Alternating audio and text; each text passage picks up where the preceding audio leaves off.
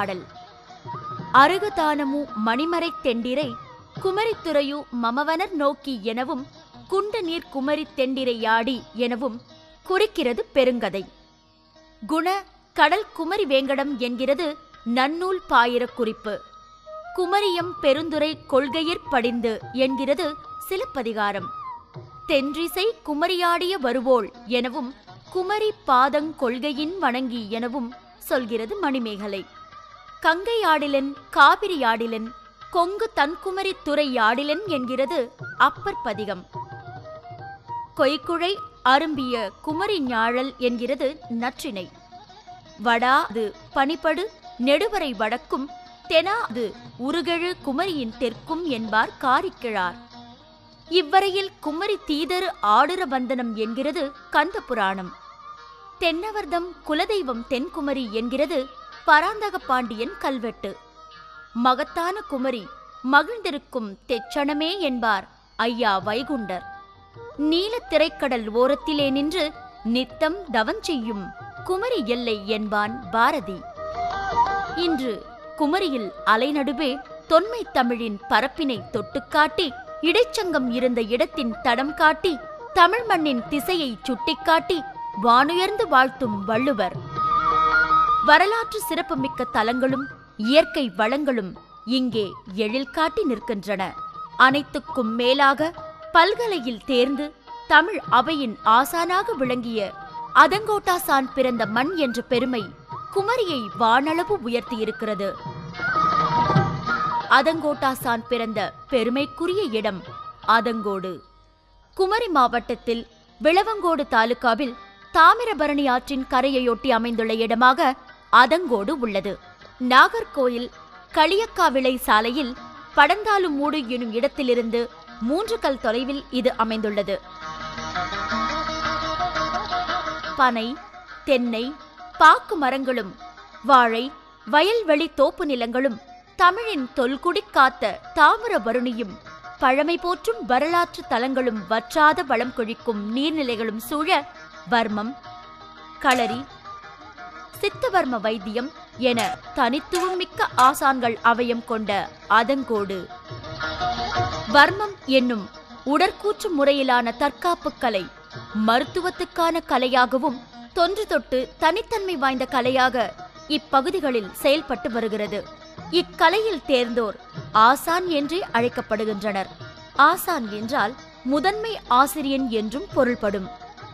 சிறுவர்கள் விளையாடும் பொழுது சண்டையிடும் போதும் வர்மங்களில் அடிபட்டால் பெண்கள் அப்போது அக்காலத்தில் இந்த ஆசான்களிடம்தான் செல்வார்கள். ஆதலால் இந்த ஆசான்கள் வர்மக்கலையில் சிறந்து விளங்கியதோடு பல நோய்களை தீர்க்கும் சிறந்த நிபுணர்களாகவும் விளங்கினார். தொல்காப்பியர் காலத்தில் ஆசான் என்றால் கலைபலவற்றில் கைதேர்ந்த பண்டிதரையே குறித்திருக்க வேண்டும். வர்மக்கலை ஆசான், சிலம்புக்கலை ஆசான் என்பது குமரி மாவட்ட பேச்சு வழக்கு. ஆசான் என்பது இங்கு கலை என்னும் சொல்லோடு இணைந்து வந்துள்ளமை குறிப்பிடத்தக்கதாகும். செம்மொழி தமிழின் நிலந்தரு திருவிற்பாண்டியன் அவையத்து அரங்கரை நாவின் நான்மறை முற்றிய அதங்கோட்டாசார்க்கு அரிதபத் தெரிந்து என போற்றப் பெறும் அதங்கோட்டாசான் சிலையும் மயங்கா மரபின் எழுத்துமுறை காட்டி மல்குநீர் வரைப்பில் 5 நிறைந்த தொல்காப்பியன் என தன் பெயர் தோற்றிய பல்புகழ் நிறுத்த படிமையோனே என அவையத்து முதல்வர் அதங்கோட்டாசான் தலைமையில் தொல்காப்பியம் தந்த தொல்காப்பியர் பெயரில் அலங்கார வளைவும் உள்ளே அதங்கோட்டாசான் மணிமண்டபமும் கொண்டு நம் தமிழின் புகழ் பரப்பும் நற்றமிழ் மண் அதங்கோடு.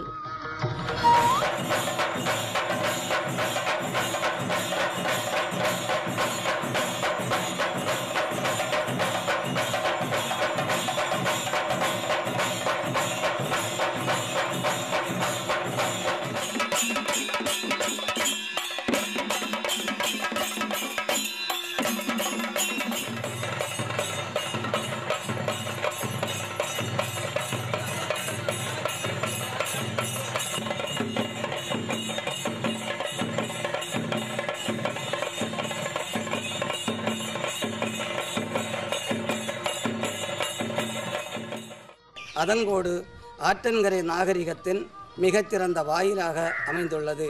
இந்த பகுதியில் சூரியமுக்கு, மாதுளமுற்றம் என்ற 2 பகுதிகள் காணப்படுகின்றன. இந்த சூரிய முக்கில்தான் சூர்வந்து வணங்கும் மேன்மை சுப்பிரமணிய தேவோ என்று வேதநாயகம் பிள்ளை அவர்கள் சுப்பிரமணிய தேசிகரை மிக சிறப்பாக அழைத்துள்ளார்கள். சூர் என்றால் அறிஞர்கள் வந்து தங்கள் ஐயங்களை தீர்த்து செல்லுகின்ற ஒரு இடம் அந்த சூரிய முக்காக இருந்தது. மாதுளமுற்றம் என்றால் முனிவர்கள் விரும்பி சாப்பிடக்கூடிய மாதுளம் கனி அந்த பகுதியில் அதிகமாக பயிரிடப்பட்டுள்ளதால் அந்த இடத்திற்கு மாதுளமுற்றம் என்று பெயர் பெற்றிருக்கின்றது. அதங்கோட்டாசான் நினைவை போற்றும் வகையில் தமிழக அரசு 1984 அதங்கோட்டாசான் சிலையையும் தொல்காப்பியர் வளைவையும் அமைத்தது. 1998 அதங்கோட்டாசான் படிப்பகத்தை தந்தது. 2008 அதங்கோட்டாசான் மணிமண்டபம் உருவாக்கியது. பல்கலை தேர்ந்து தமிழின் தகமையற் சிறந்து ஆன்றோர் அறிவிற் சிறந்தோர் அரசர் அடங்கிய அவையில் முதன்மையர் என்னும் ஆசானாகி தொல்காப்பிய அரங்கேற்றத்தில் தலைமை ஏற்ற தமிழ் பெரும்புலவர் அதங்கோட்டாசான். தமிழை தடம் பார்த்து நடக்கவிட்ட தலைமை ஆசான். தெற்கிலிருந்து தமிழின் திசை குறித்த செம்மொழி காவலன். திருவில் பாண்டியன் அவையில் களமமைத்து அதங்கோட்டாசான் தலைமையில் விளக்கம் பெற்ற தொன்மை தமிழின் சொல்வரி ஆவணம் தொல்காப்பியம். தமிழர்தம் மொழிச்சீர்மை, அறம், மரம், மானம், அரசு, அமைச்சு, படை, செல்வம் என தமிழ் மண்ணின் அடிநாதம் கண்டு தொல்காப்பியர் தந்த செஞ்சொற்களஞ்சியம் தொல்காப்பியம். தொன்மை கால ஊர்பெயர்கள் கோடு, பழஞ்சி, விளை, குடி, காடு, முற்றம் என அமைவது இப்பகுதியில் மரபாக உள்ளது. நீர் வளத்தை சமைத்த இயற்கையாக நீர்வளம் மிகுந்த அல்லது நீர்வளம் செயற்கையாக வகுக்கப்பட்ட வளமான பகுதி என்றுதான் அதற்கு பொருள்.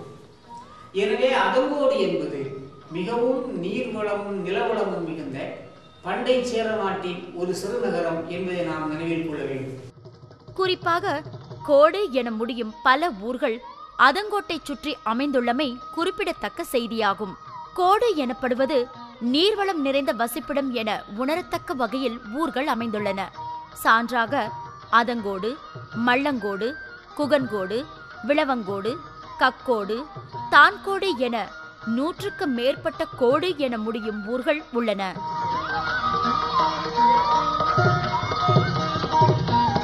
ஆற்றங்கரையில் அமைந்து தொன்மை நாகரிகம் கொண்ட அதங்கோட்டில் தொன்மை வரலாற்றை நினைவுபடுத்தும் பல பொருட்கள் காண கிடைத்துள்ளன.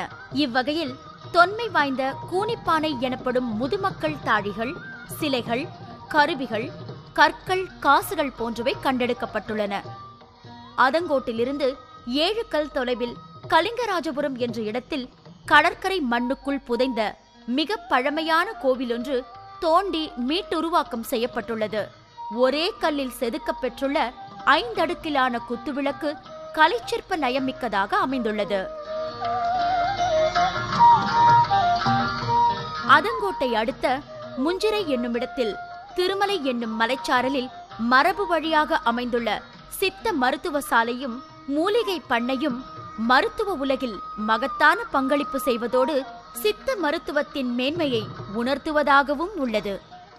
அதங்கோடு மற்றும் அதன் சுற்றுப்புறங்களில் காண கிடைக்கும் பழமையான பல சித்த வர்ம சுவடிகள் மூலிகைகளின் மகத்துவம் கூறுவதோடு தொன்மை தமிழின் மேன்மையை புலப்படுத்துவனவாகவும் உள்ளன. அதங்கோட்டின் அருகே அமைந்துள்ள முஞ்சிரை என்னும் ஊரில் காணப்பெறும் பார்த்திபபுரம் என்கிற பார்த்திப சேகரபுரம் கோயில் கிபி 8ஆம் நூற்றாண்டில் பல்கலைக்கழகமாக செயல்பட்டு தற்காப்பு கலைகள் மற்றும் நிர்வாகம் குறித்த பயிற்சிகளை செயல்முறையாக கற்பித்து வந்த செய்தியினை கோயில் கல்வெட்டு குறிப்பாக தருகிறது. இதனை கருநந்தடக்கன் எனும் அரசன் அமைத்ததாகவும் கல்வெட்டு குறிப்பிடுகிறது. 95 சட்டற்கு சாலையுஞ் செய்தான் ஸ்ரீ கோக்கர நந்தடக்கன் என்கிறது பார்த்திபசேகரபுரம் செப்பேடு. அதங்கோட்டை சுற்றியுள்ள பல இடங்கள் தொன்மை தமிழ் நிலையில் வரலாற்று சிறப்பு மிக்கவை. தெற்கே செல்லும் தாமிரபரணி ஆறு, கோதையாறு எனும் ஆற்றின் தொடர்ச்சியாகும். இவ்வாற்றின் மறுபரப்பில் கிழக்கே அமைந்துள்ள காப்பிக்காடு என்னும் ஊர் காப்பியக்காடு, காப்பியக்குடி என்னும் பெயர்களை அடியொற்றியதாக அறியப்படுகிறது. அதங்கோட்டிலிருந்து 3 கல் தொலைவில் அமைந்துள்ள இவ்வூர் தொல்காப்பியரின் பிறப்பிடமாக கருதப்படுவதோடு தொல்காப்பியம் மற்றும் தொல்காப்பியரை மரபு வழியாக நினைவூட்டுவதாகவும் அமைந்துள்ளது.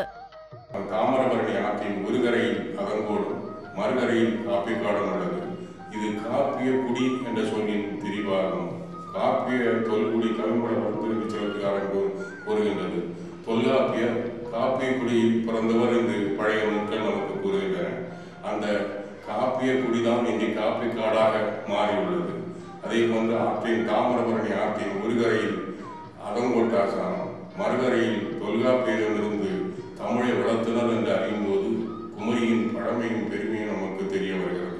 அதங்கோட்டில் உள்ள பனம்பழஞ்சி என்ற ஊரில்தான் தொல்காப்பியத்திற்கு பாயிரம் தந்த பனம்பாரனார் பிறந்திருக்க வேண்டும் என்பது அறிஞர் கூற்றாக உள்ளது.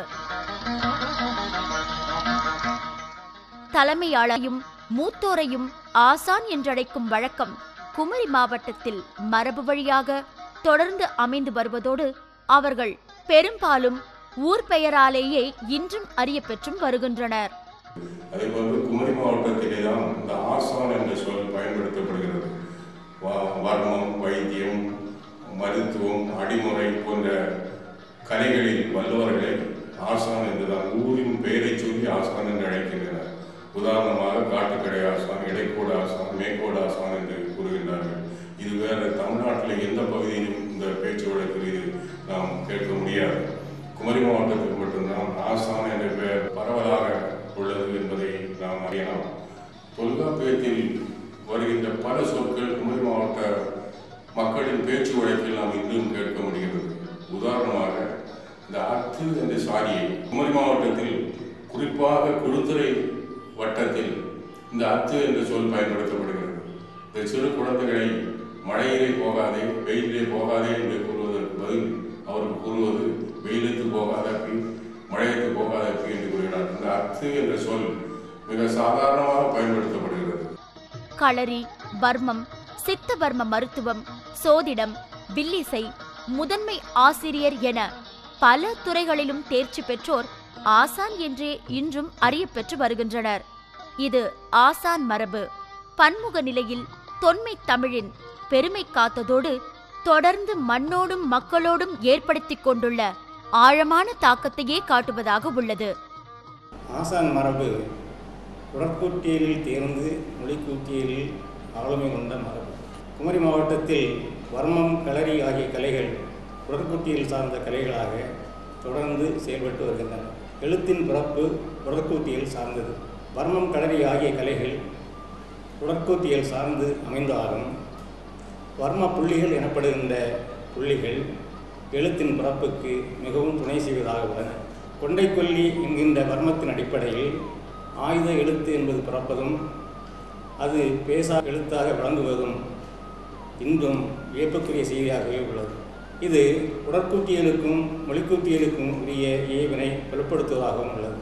வர்மம், களரி ஆகிய உடற்கூற்றுக்கரையில் தேர்ந்தோறும் எழுத்து, சொல் ஆகிய மொழிக்கூற்றுக்கரையில் தேர்ந்தோறும் ஆசான்கள் என்று அறியப்படுகின்றன. இவ்வகையில் உடற்கூற்றுக்கரைகளும் மொழிக்கூற்றுக்கரையிலும் தேர்ந்து ஆய்ந்து அறிந்த அறிஞராகவும் ஆளுமையோடு தமிழின் ஐயம் தீர்க்கிற தலைமை தகுதி பெற்றதாலேயுமே அதங்கோட்டாசான் முதன்மை புலவராக விளங்குகிறார். சங்கத்தமிழ் மூன்றும் தா எனக் கேட்டது நம் தொன்மை புலவர் குலம். தமிழே வாழ்க்கை என தமிழறிந்து தமிழ் உணர்த்த தமிழ்ச்சங்கம் அமைத்து தமிழாய்ந்த தகமையாய் அக்குலம் இருந்தது. அதனால் தமிழுக்கான இலக்குகள் விரிந்தன. இலக்கியம், இலக்கணம், இன்சுவை கலையென தமிழின் நகர்வுகள் அமைந்தன. அரசர் அவையும் ஆன்றோர் அவையும் புலவர் கலந்துரை களங்களானதால் எழுத்தும் சொல்லும் பொருளும் அங்கே முழுக்க உணரும் முதன்மை பெற்றன. முச்சங்கம் கண்டுரைத்த மூத்த மொழி, முத்தமிழாய் முகம் காட்டும் மூலமொழி, இயல் இசை நாடகத்தின் எழுச்சேர்க்கை, வல்லினம் மெல்லினம் இடையினத்தின் இயங்கு சக்தி, உயிராகி மெய்யாகி ஆயுதத்தால் உயர்வாகி தமிழரின் உறவாகி நிற்கின்ற உயர்தமிழ்ச் செம்மொழியாய் தொன்மை தமிழ் காக்க அவையத்து முதன்மை காத்த ஆசான் ஆதங்கோட்டு ஆசான்.